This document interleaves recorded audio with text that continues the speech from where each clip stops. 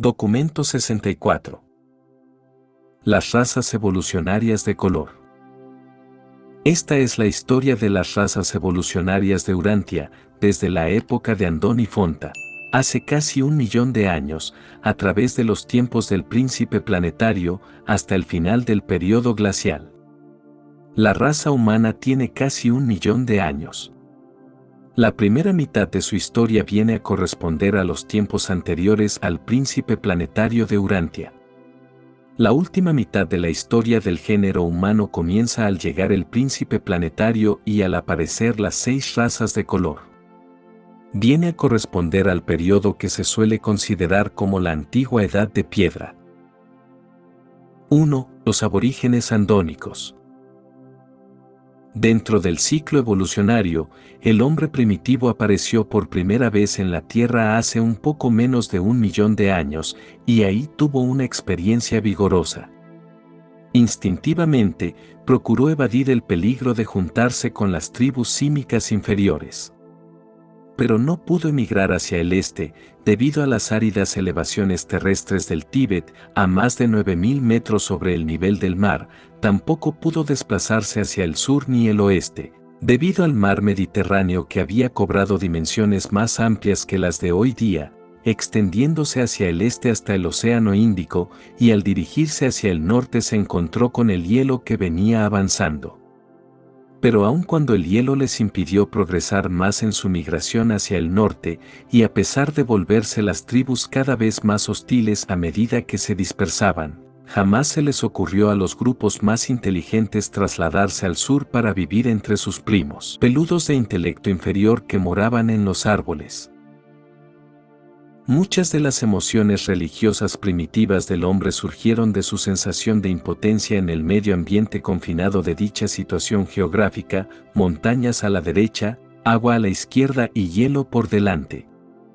Sin embargo, estos andonitas progresistas se negaron a retroceder al sur, con sus parientes inferiores que moraban en los árboles. Estos andonitas evitaban los bosques, a diferencia de sus parientes no humanos que preferían este hábitat.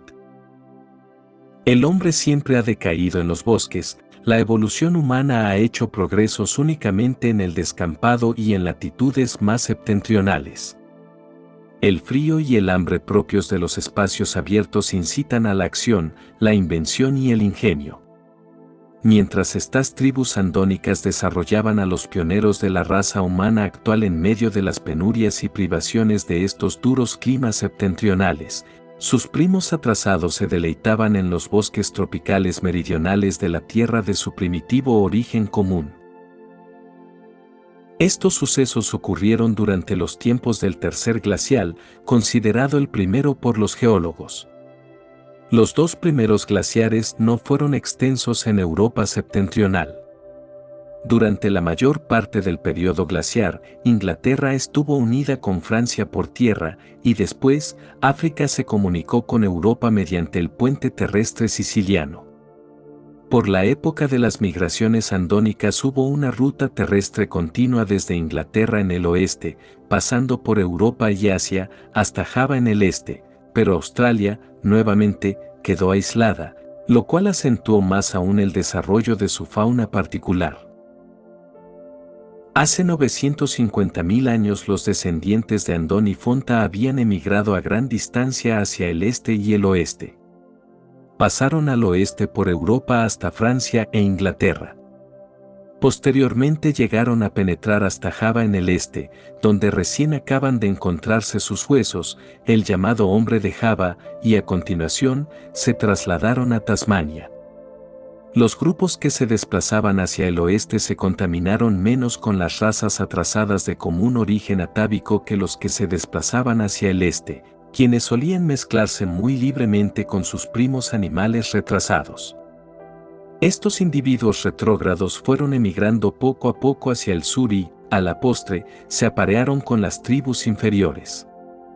Más adelante sus descendientes híbridos regresaron al norte y se aparearon con los pueblos andónicos que iban expandiéndose con rapidez, y tales uniones aciagas, indefectiblemente, deterioraron la raza superior. Cada vez menos asentamientos primitivos conservaron la adoración de aquel que da aliento. Esta primitiva civilización de los albores estuvo amenazada de extinguirse. Así ha sido siempre en Urantia. Civilizaciones altamente prometedoras se han ido deteriorando progresivamente hasta extinguirse debido a la locura de permitir la libre procreación de los seres superiores con los inferiores.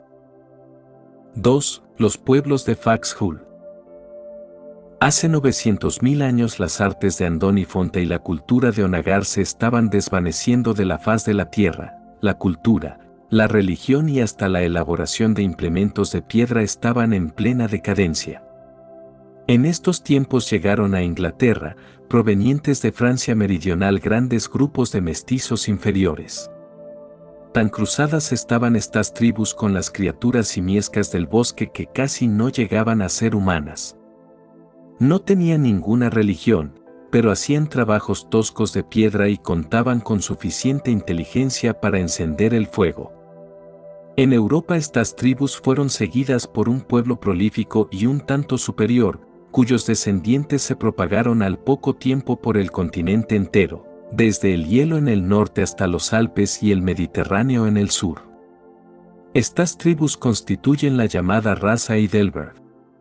Durante este prolongado periodo de decadencia cultural, los pueblos de Faxhul en Inglaterra y las tribus de Badonan al nordeste de la India continuaron aferrándose a algunas de las tradiciones de Andón y ciertos restos de la cultura de Onagar.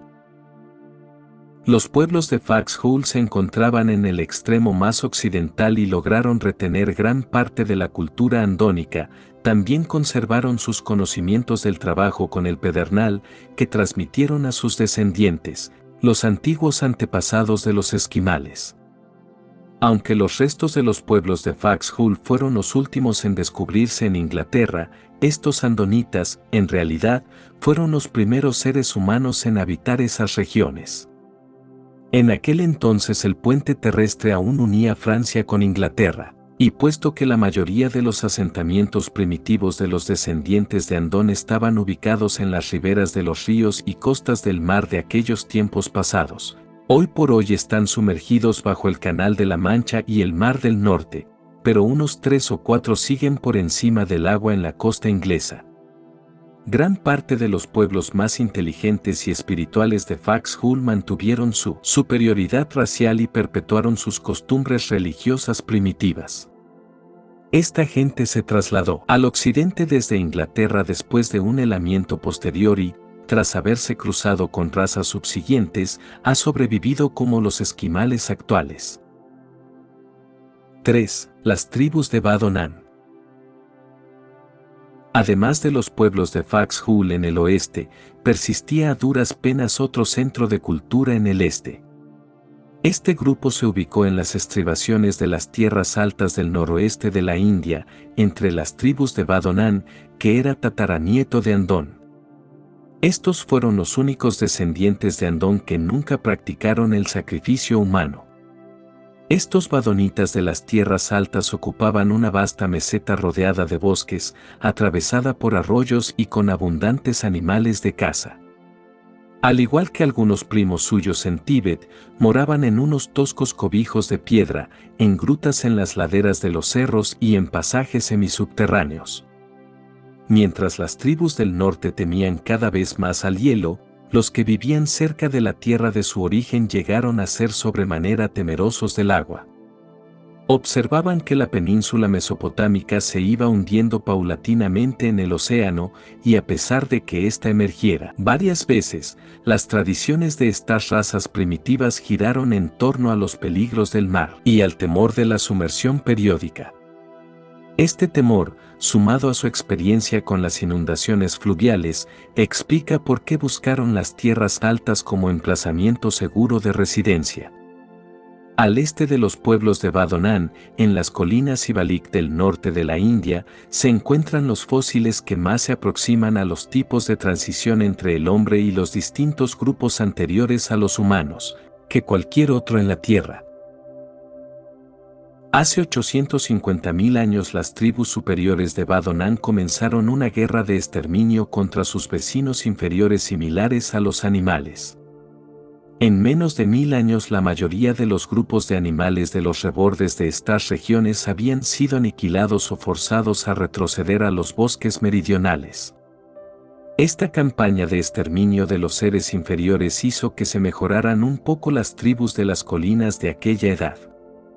Los descendientes mezclados de esta cepa mejorada de los badonitas aparecieron en el escenario de la acción aparentemente como una raza nueva, la raza neandertal. 4. Las razas neandertales. Los neandertales fueron excelentes luchadores y viajaron por un vasto territorio. Se propagaron gradualmente, partiendo de las tierras altas en el noroeste de la India, hasta Francia en el oeste, China en el este, e incluso hasta el norte de África. Dominaron el mundo durante casi medio millón de años hasta los tiempos de la emigración de las razas evolutivas de color. Hace 800.000 años pululaban los animales de caza, deambulaban por Europa muchas especies de ciervos, además de elefantes e hipopótamos. El ganado abundaba, por todas partes andaban los caballos y los lobos.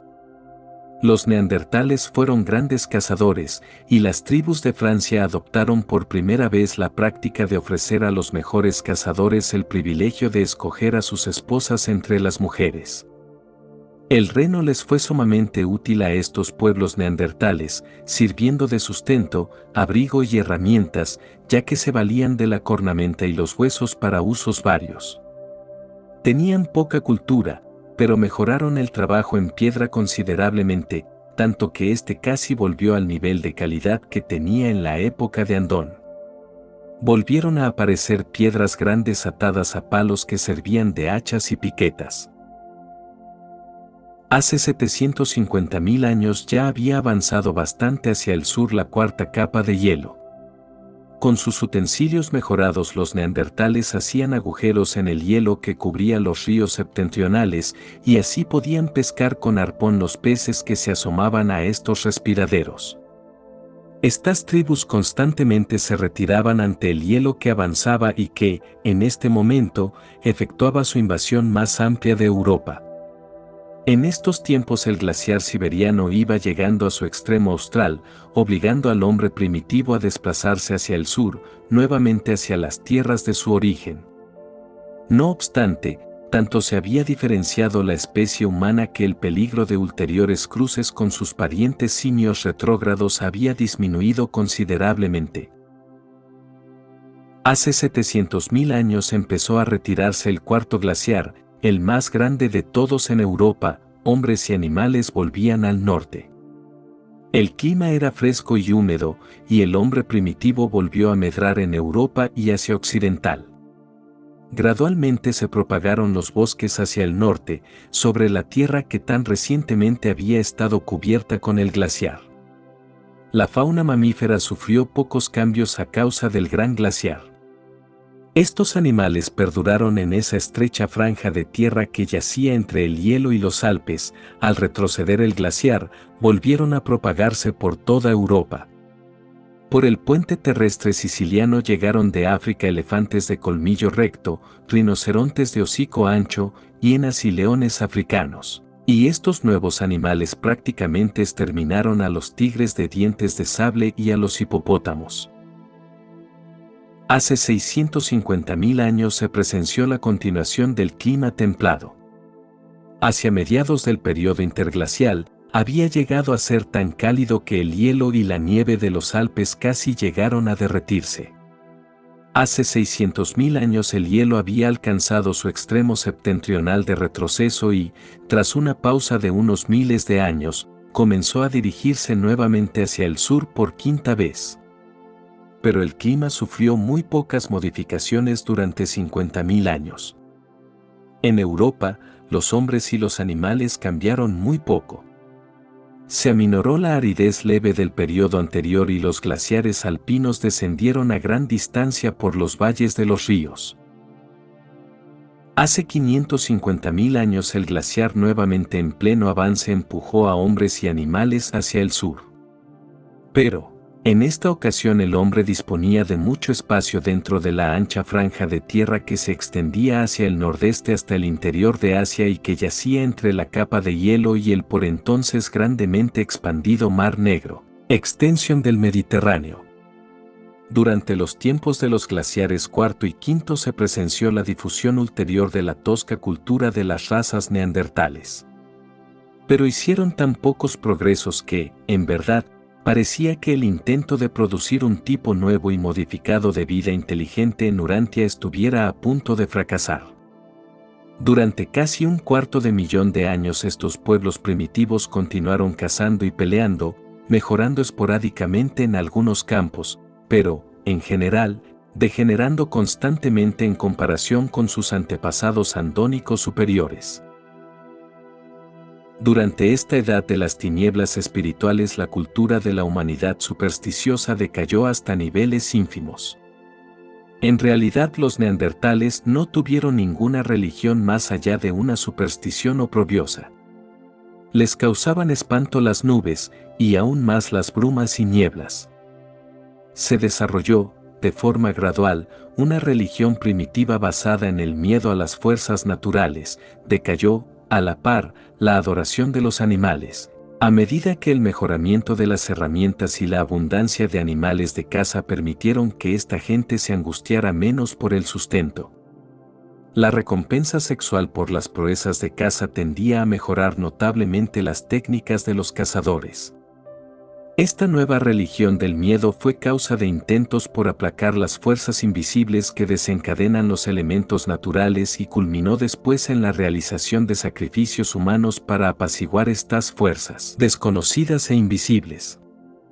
Esta horripilante práctica del sacrificio humano se ha venido perpetuando entre los pueblos más atrasados de Urantia hasta el mismo siglo XX. A estos primeros neandertales no se les puede fácilmente cualificar de adoradores del sol. Más bien vivían con el temor de la oscuridad, les aterraba el anochecer.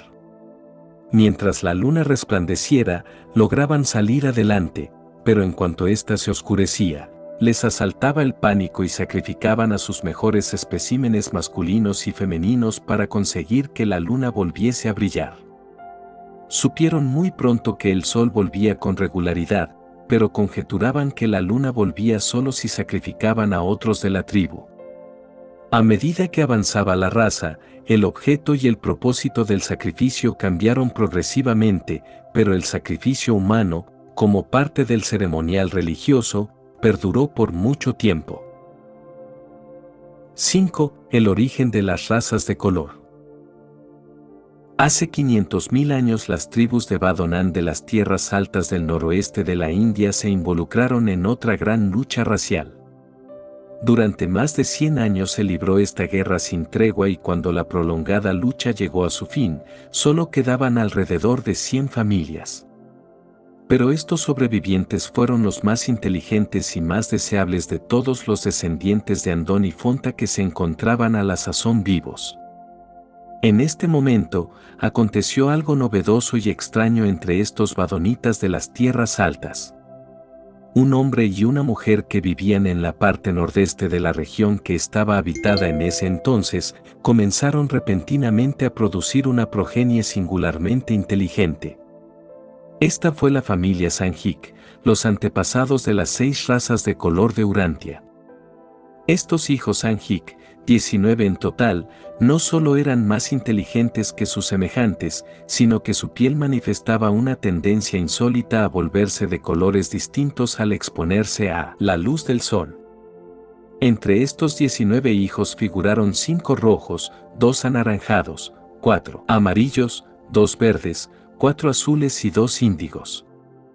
A medida que crecían los hijos, estos colores se volvían más pronunciados, y al aparear estos jóvenes, más adelante, con otros de la tribu, la prole tendía a manifestar el color de piel del progenitor Sanjik. Paso a interrumpir la narración cronológica. Tras llamar la atención sobre el advenimiento del príncipe planetario ocurrido alrededor de esta época para considerar cada una de las 6 razas de los Anjik de Urantia por separado. 6. Las 6 razas Anjik de Urantia. En los planetas evolutivos medianos las 6 razas evolutivas de color van apareciendo una por una. El hombre rojo es el primero en evolucionar y durante edades vaga por el mundo, antes de que aparezcan por primera vez las razas sucesivas de color. El surgimiento simultáneo de las 6 razas en Urantia y dentro de una sola familia fue de lo más insólito. La aparición anterior de los andonitas en Urantia también constituyó una novedad en Satania. En ningún otro mundo del sistema local ha evolucionado semejante raza de criaturas volitivas anteriormente a las razas evolucionarias coloradas. 1. El hombre rojo. Estos pueblos fueron especímenes extraordinarios de la raza humana, superiores en muchos aspectos a Andón y Fonta. Constituyeron un grupo sumamente inteligente y fueron los primeros de los hijos de los Anjik en desarrollar una civilización y gobierno tribal. Siempre fueron monógamos, incluso sus descendientes mestizos rara vez practicaban la poligamia. Más adelante tuvieron dificultades graves y prolongadas con sus hermanos amarillos en Asia. Los favoreció el hecho de haber inventado tempranamente el arco y la flecha. Sin embargo, desafortunadamente habían heredado gran parte de la tendencia de sus antepasados a pelear entre sí, lo cual les debilitó de tal forma que las tribus amarillas pudieron expulsarlos del continente asiático. Hace alrededor de 85.000 años los sobrevivientes comparativamente puros de la raza roja se trasladaron en su totalidad a Norteamérica. Poco tiempo después de eso, el istmo de Tierra de Bering se hundió y así quedaron aislados. Jamás volvió ningún hombre rojo a la Asia. Pero por toda Siberia, China, Asia Central, India y Europa dejaron su marca a través de los apareamientos con las otras razas de color. Al efectuar el hombre rojo la travesía hacia América, trajo consigo muchas de las enseñanzas y tradiciones de su origen primordial. Sus antepasados inmediatos habían estado en contacto con las últimas actividades de la sede central mundial del príncipe planetario. Pero poco tiempo después de llegar a las Américas, el hombre rojo comenzó a perder de vista estas enseñanzas y hubo una gran decadencia de la cultura intelectual y espiritual. Al muy poco tiempo, esta gente comenzó a pelear entre sí nuevamente con tanta violencia que pareció que estas guerras tribales acabarían con la extinción veloz del resto de esta raza roja relativamente pura. A causa de esta gran regresión, el hombre rojo parecía destinado a extinguirse cuando apareció Onamonalonton, hace unos 65.000 años, en calidad de jefe y redentor espiritual. Trajo paz temporal a los hombres rojos americanos y resucitó la antigua adoración del Gran Espíritu. Onamonalonton vivió hasta los 96 años de edad y habitó entre las grandes secoyas de California. Muchos de sus descendientes llegaron hasta los tiempos modernos entre los indios Blackfoot. Con el pasar del tiempo, las enseñanzas de Onamonalonton se convirtieron en tradiciones vagas. Se reanudaron las guerras de aniquilación mutua, y después de los días de este gran maestro, ningún otro jefe logró traer la paz universal entre ellos.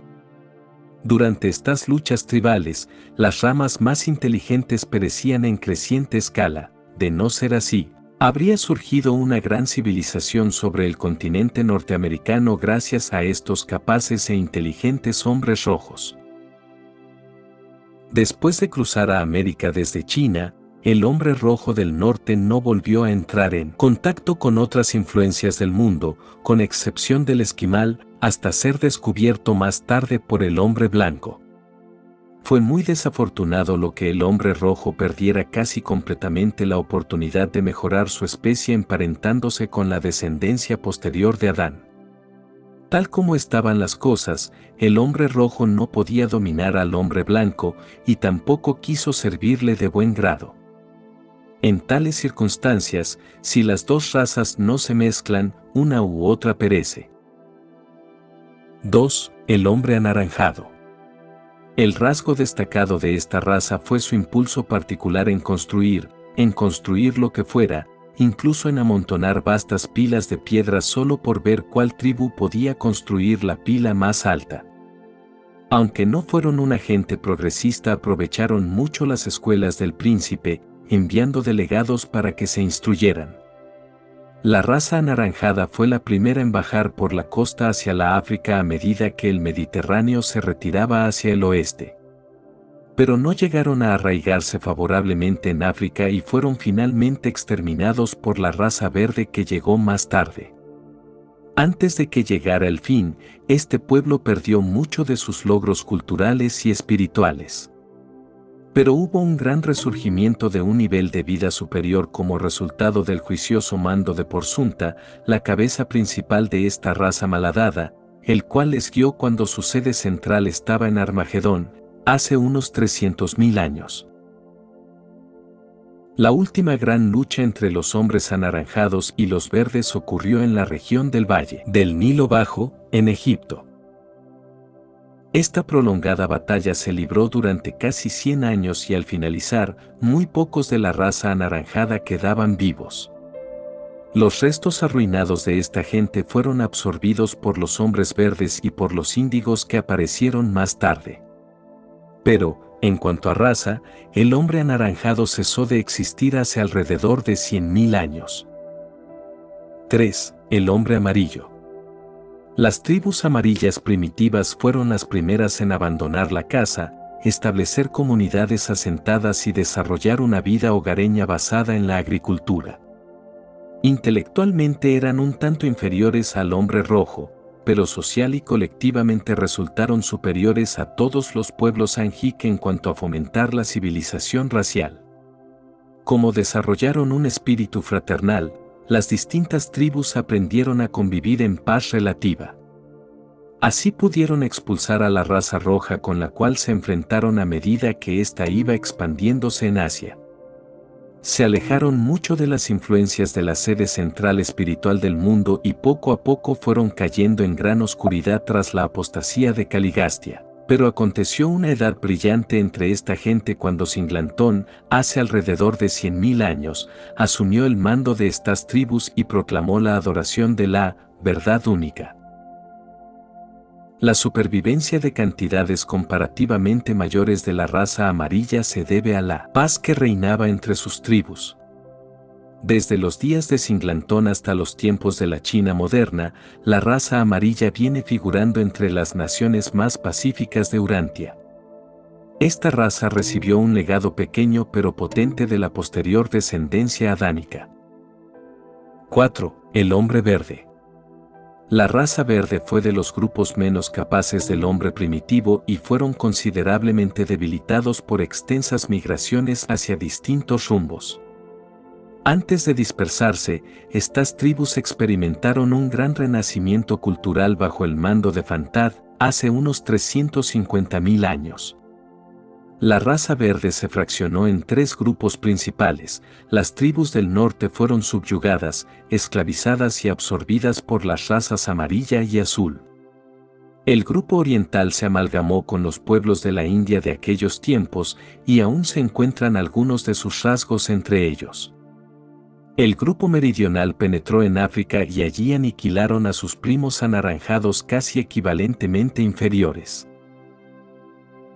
En muchos aspectos ambos grupos estaban igualmente dotados para esta lucha, puesto que ambos llevaban características del orden gigante y medían muchos de sus jefes de 2,40 metros a 2,70 metros. Estas cepas gigantescas del hombre verde se encontraban en gran parte tan solo en esta nación meridional o egipcia. Los sobrevivientes de los hombres verdes victoriosos fueron absorbidos posteriormente por la raza índiga, el último de los pueblos de color en desarrollarse y emigrar desde el centro original de dispersión racial de los Anjik. 5. El hombre azul. Los hombres azules fueron un gran pueblo. No tardaron en inventar la lanza y posteriormente sentaron los fundamentos de muchas de las artes de la civilización moderna.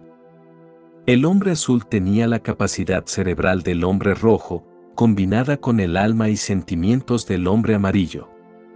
Los descendientes adánicos los preferían entre todas las razas de color que perduraron.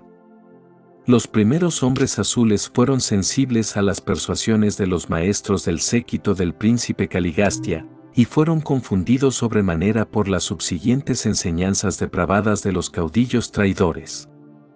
Como otras razas primitivas, no se repusieron nunca completamente del disturbio ocasionado por la traición de Caligastia, así como tampoco pudieron sobreponerse del todo a su tendencia a pelear entre sí. Aproximadamente 500 años después de la caída de Caligastia se produjo un vasto renacimiento del conocimiento y la religión de índole un tanto primitiva, pero no obstante, auténtico y beneficioso. Orlandov llegó a ser un gran maestro entre la raza azul y guió a muchas de las tribus para que volvieran a adorar al verdadero Dios bajo el nombre de Jefe Supremo. Este fue el adelanto más grande del hombre azul hasta esas épocas posteriores en que esta raza tanto mejoró mediante el cruce con la cepa adánica. Las investigaciones y exploraciones europeas de la vieja edad de la piedra suponen, en gran parte a la exhumación de herramientas, huesos y artesanías de estos hombres azules antiguos, pues perduraron en Europa hasta los tiempos recientes. Las llamadas razas blancas de Urantia son los descendientes de estos hombres azules, modificados primero por un leve cruzamiento con la raza amarilla y la roja, y más adelante, considerablemente mejoradas al asimilar la mayor parte de la raza violeta. 6. La raza índiga. Tal como los hombres rojos eran los más avanzados entre los pueblos Anjik, los hombres negros fueron los menos progresistas. Fueron los últimos en emigrar de sus tierras altas natales. Se trasladaron a África, apoderándose del continente, y desde entonces han permanecido allí, salvo cuando, a través de las edades, fueron llevados a la fuerza como esclavos. Aislados en África, los pueblos índigos, igual que el hombre rojo, prácticamente no recibieron la influencia positiva que podría haber resultado de la infusión de la cepa adánica. A solas en África, la raza índiga hizo pocos progresos hasta los días de Orbonón, época en la que experimentaron un gran despertar espiritual. Aunque, con el tiempo, casi llegaron a olvidar del todo el Dios de los dioses, proclamado por Orbonón, no perdieron por completo el deseo de adorar al desconocido, por lo menos, mantuvieron cierta forma de adoración hasta hace unos miles de años. A pesar de su atraso, estos pueblos índigos ocupan ante los poderes celestiales el mismo nivel de importancia que cualquier otra raza terrestre. Estas fueron edades de intensas luchas entre las distintas razas, pero cerca de la sede central del príncipe planetario los grupos más esclarecidos y más recientemente instruidos convivieron en armonía relativa, si bien no se logró ninguna gran conquista cultural de las razas del mundo hasta el momento de la grave perturbación de este régimen por el estallido de la rebelión de Lucifer. De tanto en tanto estos pueblos diferentes experimentaron renovaciones culturales y espirituales. Manzan fue un gran maestro de la época posterior al príncipe planetario. Pero tan solo se hace mención de los líderes y maestros destacados que influyeron e inspiraron de forma marcada a toda una raza. Con el paso del tiempo, surgieron muchos maestros menores en distintas regiones, y en conjunto contribuyeron mucho al cúmulo total de aquellas influencias salvadoras que impidieron el desplome total de la civilización cultural, sobre todo durante las prolongadas edades oscurantistas entre la rebelión de Caligastia y la llegada de Adán. Existen muchos motivos buenos y suficientes que explican el plan de evolución de 3 o 6 razas de color en los mundos del espacio. Aunque los mortales de Urantia tal vez no puedan apreciar plenamente todos estos motivos, quisiéramos llamar la atención sobre los siguientes. 1. La variedad es indispensable para permitir un funcionamiento amplio de la selección natural, la supervivencia diferencial de las cepas superiores. 2. Se obtienen razas mejores y más fuertes como resultado del cruzamiento de diversos pueblos, cuando estas distintas razas son portadoras de factores hereditarios superiores. Las razas de Urantia se habrían beneficiado mediante una amalgamación temprana, siempre y cuando estas cepas amalgamadas hubieran podido posteriormente mezclarse ampliamente con la cepa superior adánica. El intento de hacer un experimento de esta índole en Urantia bajo las condiciones raciales de hoy día sería altamente desastroso. 3. La diversificación de las razas incita saludablemente a la competencia. 4. Las diferencias en el nivel social de las razas y de los grupos dentro de cada raza son esenciales para el desarrollo de la tolerancia humana y el altruismo. 5. La homogeneidad de la raza humana no es deseable hasta que los pueblos de un mundo evolutivo logren niveles comparativamente altos de desarrollo espiritual. 7. La dispersión de las razas de color. Cuando comenzaron a multiplicarse los descendientes de color de la familia Sanjik y a buscar la oportunidad de expandir sus dominios en territorios adyacentes, el quinto glaciar, el tercero según la cuenta geológica, ya estaba bien avanzado en su deriva hacia el sur sobre Europa y Asia. A estas primeras razas de color se las sometió a una prueba extraordinaria debido a los rigores y penalidades del periodo glacial en el cual se originaron. Tan extendido estaba este glaciar en Asia que durante miles de años cortó la migración hacia Asia Oriental. Tampoco les fue posible llegar a África hasta más tarde, cuando retrocedió el mar Mediterráneo y sobrevino la elevación de Arabia. Así pues, durante casi 100.000 años estas gentes Sanjik se propagaron por las estribaciones entremezclándose hasta cierto punto, a pesar de la antipatía particular y a la vez natural que se manifestó, desde un principio, entre las distintas razas. En el periodo entre la época del príncipe planetario y la de Adán, la India hospedó a la población más cosmopolita que jamás se haya encontrado sobre la faz de la Tierra. Pero fue lamentable que esta mezcla llegara a comprender tal proporción de las razas verde, anaranjada e índiga. Estos pueblos secundarios Sanjik hallaron más fácil y agradable la existencia en las tierras meridionales y muchos emigraron posteriormente a la África. Los pueblos primarios de los Sanjik, las razas superiores, evitaron la zona tropical. El hombre rojo se dirigió hacia el nordeste hasta Asia, seguido de cerca por el hombre amarillo, en tanto que la raza azul se desplazó a Europa hacia el noroeste. El hombre rojo pronto comenzó a emigrar hacia el nordeste, pisándole los talones al hielo en retroceso, sorteando las tierras altas de la India y ocupando todo el nordeste de Asia. Fueron seguidos muy de cerca por las tribus amarillas, quienes, con el tiempo, llegaron a desplazarlos de Asia empujándolos a Norteamérica.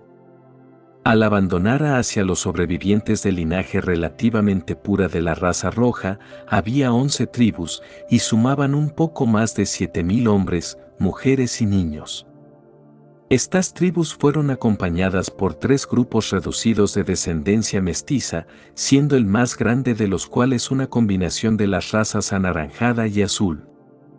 Estos 3 grupos nunca llegaron a fraternizar plenamente con el hombre rojo y al poco tiempo se trasladaron hacia el sur hasta México y América Central, donde se juntaron más adelante con un grupo pequeño mezclado de amarillos y rojos. Todos estos pueblos cruzaron entre sí y fundaron una raza nueva y amalgamada que era mucho menos belicosa que los hombres rojos de sangre pura. En 5.000 años esta raza amalgamada se subdividió en 3 grupos, estableciendo así las respectivas civilizaciones de México, Centroamérica y Sudamérica. La rama sudamericana sí recibió una pizca de la sangre de Adán. En Asia los primeros hombres rojos y amarillos se mezclaron hasta cierto grado y la prole de esta unión se trasladó hacia el oriente por la costa del mar meridional y, a la larga, fueron empujados hacia las penínsulas e islas cercanas por la prolífica raza amarilla. Estos son los hombres morenos de hoy en día. La raza amarilla sigue ocupando las regiones centrales de Asia Oriental. De las 6 razas esta ha sobrevivido en mayores números. Aunque el hombre amarillo tuvo de cuando en cuando sus guerras raciales, no se embarcó en guerras de exterminio tan incesantes e implacables como las que libraban los hombres rojos, verdes y anaranjados. Estas tres razas prácticamente se aniquilaron a sí mismas antes de ser arrasadas casi por completo por sus enemigos de las otras razas. Ya que el quinto glaciar no llegó a extenderse tanto hacia el sur en Europa, se abrió paso parcial para que estos pueblos Anjic emigraran al nordeste, y al retroceder el hielo, los hombres azules, juntamente con algunos otros grupos raciales pequeños, emigraron hacia el oeste por las antiguas sendas de las tribus de Andón. Invadieron a Europa en olas sucesivas, ocupando la mayor parte del continente.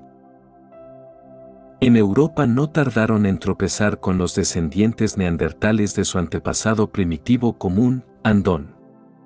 Estos neandertales europeos más antiguos habían sido impulsados hacia el sur y el este por el glaciar y por lo tanto estaban situados como para rápidamente encontrar y absorber a sus primos invasores de las tribus Anjic. En general y desde el principio, las tribus Anjic eran más inteligentes que los descendientes decadentes de los llaneros andónicos y, en muchos aspectos, muy superiores a ellos. Y el mestizaje de estas tribus Anjic con los pueblos neandertales resultó en una mejora inmediata de la más antigua de las dos razas. Esta infusión de sangre Anjic, máxime la del hombre azul, produjo aquella marcada mejora en los pueblos neandertales que se observa en las olas sucesivas de tribus cada vez más inteligentes que invadieron Europa desde el oriente. Durante el siguiente periodo interglacial esta nueva raza neandertal se expandió desde Inglaterra hasta la India. El resto de la cepa azul que había quedado en la antigua península pérsica se amalgamó más adelante con ciertas otras, principalmente la amarilla, y la mezcla resultante, que posteriormente fue algo mejorada por el influjo de la raza violeta de Adán, ha perdurado como las tribus nómadas morenas de los árabes modernos. Todo esfuerzo por identificar la descendencia Anjic en los pueblos modernos ha de tener presente la mejora subsiguiente de las variedades raciales, resultado del influjo de la sangre adánica.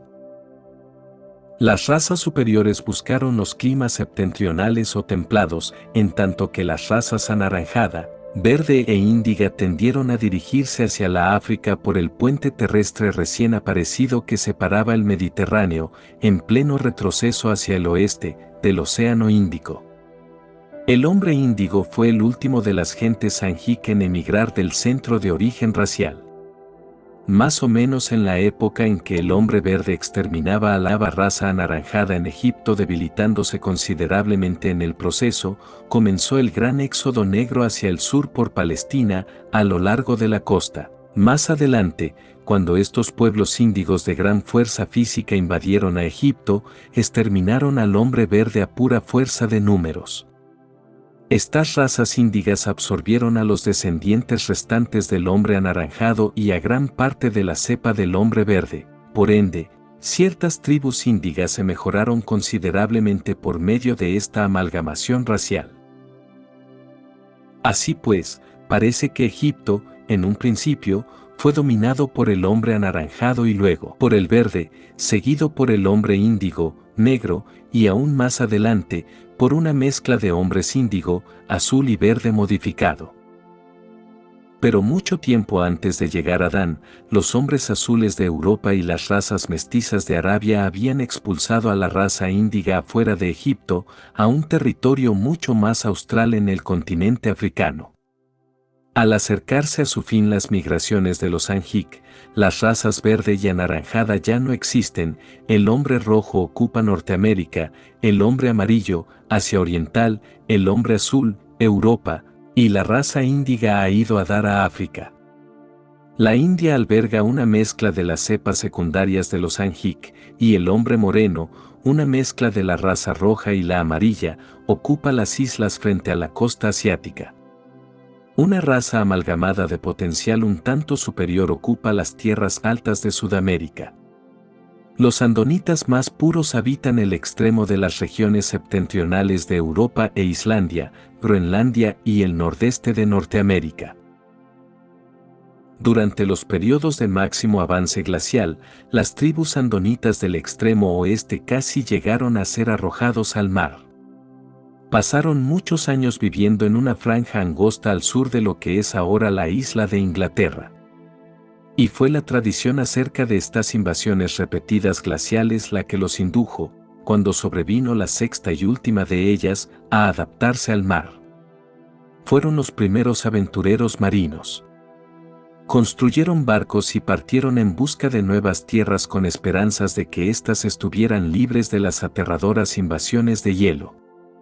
Algunos llegaron a Islandia, otros a Groenlandia, pero la gran mayoría pereció de hambre y de sed en el mar abierto. Hace un poco más de 80.000 años, poco después de llegar el hombre rojo al noroeste de Norteamérica, la congelación de la superficie de los mares del norte y el avance de las capas locales de hielo en Groenlandia obligaron a estos descendientes esquimales de los aborígenes de Urantia a buscar una tierra mejor, un nuevo lugar de residencia. Lo lograron, cruzando salvo los estrechos angostos que separaban en este momento Groenlandia de las masas terrestres del nordeste de Norteamérica. Alcanzaron el continente alrededor de 2100 años después de llegar el hombre rojo a Alaska. Posteriormente, una parte de la descendencia mestiza del hombre azul se desplazó hacia el oeste y se amalgamó con los esquimales más recientes y esta unión resultó ligeramente beneficiosa para las tribus esquimales. Hace unos 5000 años ocurrió un encuentro fortuito entre una tribu india y un grupo esquimal solitario en las márgenes del sudeste de la bahía del Hudson. Estas dos tribus tuvieron dificultades en comunicarse entre sí, pero muy pronto hicieron parejas, dando como resultado la absorción ulterior de estos esquimales por los más numerosos hombres rojos. Lo anterior representa el único contacto del hombre rojo norteamericano con otras cepas humanas hasta hace alrededor de 1000 años, cuando el hombre blanco acertó en desembarcar en la costa atlántica. Las luchas de estas primeras edades se caracterizaron por la valentía, el denuedo y hasta el heroísmo. Todos lamentamos que muchos de esos rasgos vigorosos y excelentes de vuestros antepasados primitivos hayan dejado tan poco efecto en las razas más recientes. Si bien apreciamos el valor de muchos de los refinamientos de la civilización que va avanzando, extrañamos la magnífica persistencia y la espléndida dedicación de vuestros primeros antepasados, que a veces rayaban en la grandeza y la sublimidad. Gracias por escuchar Urantia.